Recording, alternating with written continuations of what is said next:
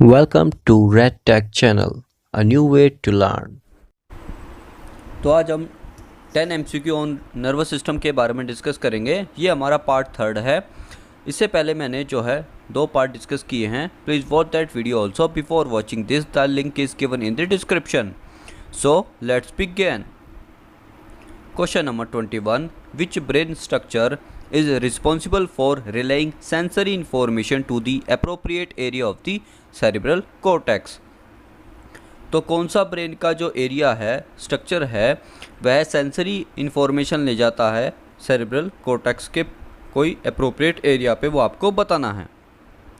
Option number A हमारा hypothalamus, option number B हमारा thalamus, option number C हमारा hippocampus, option number D हमारा medulla oblongata. तो right answer है हमारा ऑप्शन नंबर बी यानी कि थैलेमस। थैलेमस जो है ब्रेन का स्ट्रक्चर है जो सेंसरी इन्फॉर्मेशन ले जाता है सेरेब्रल कॉर्टेक्स तक।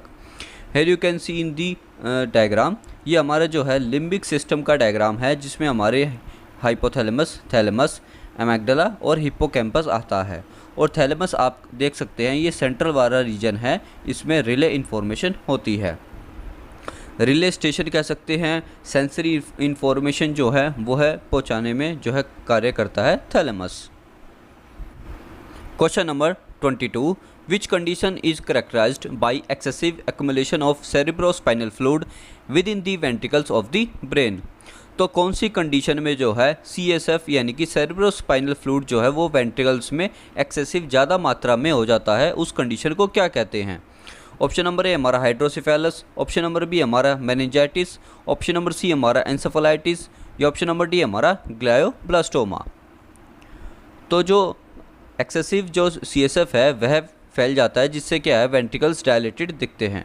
तो राइट आंसर है हमारा ऑप्शन नंबर ए यानी कि हाइड्रोसिफेलस। हाइड्रोसिफेलस जो है ज़्यादातर जो है आपने CT केसेस में देखा होगा।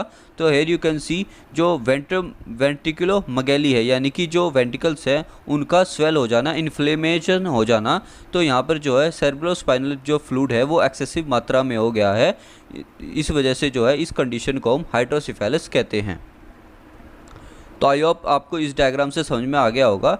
जो CSF है वह हमारा जो है ब्रेन वेंट्रिकल से लेकर जो है हमारे स्पाइनल कॉर्ड में और बेसिकली फ्लो करता है, और ये जो इसकी जो बेसिकली प्रोडक्शन है वो हमारी जो है कोरोइड प्लेक्सिस के नियर अबाउट होती है।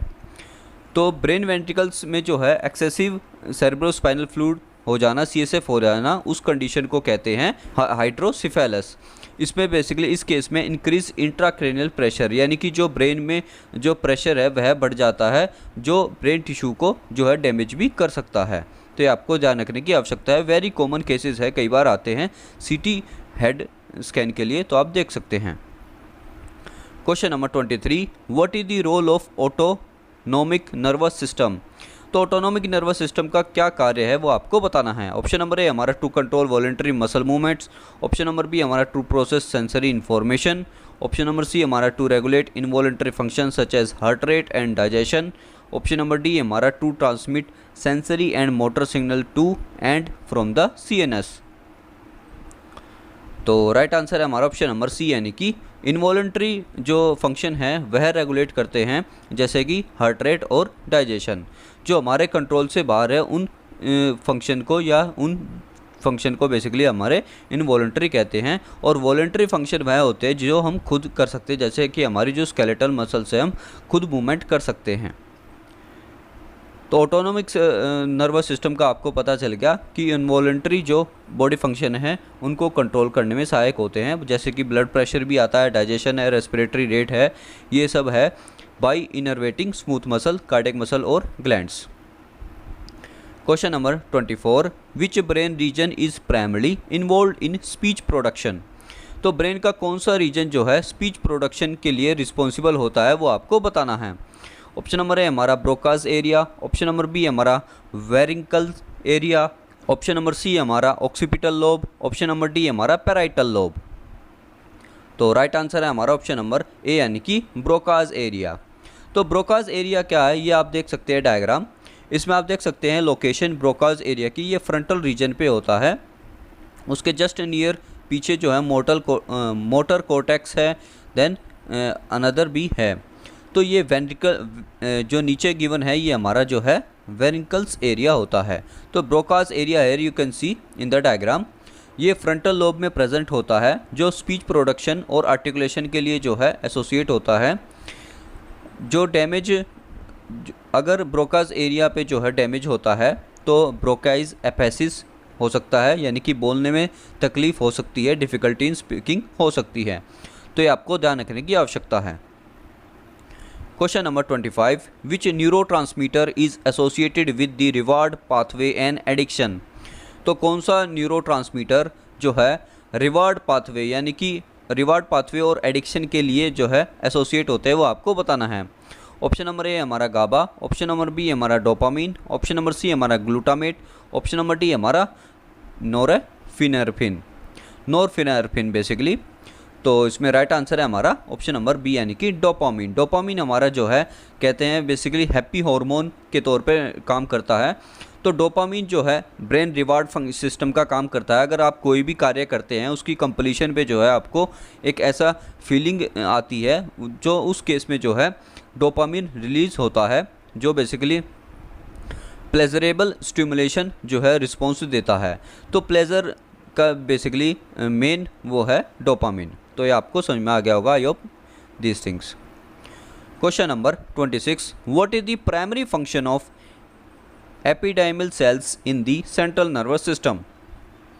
तो प्राइमरी फंक्शन क्या है एपिडाइमल सेल्स का वो आपको बताना है। ऑप्शन नंबर ए हमारा to form myelin sheath, option number B हमारा to act as immune cells, option number C हमारा to line the ventricles and produce cerebrospinal fluid, या ऑप्शन नंबर डी हमारा टू ट्रांसमिट नर्व इम्पल्सेस। तो right answer है हमारा option number C यानी कि to line the ventricles and produce cerebrospinal fluid.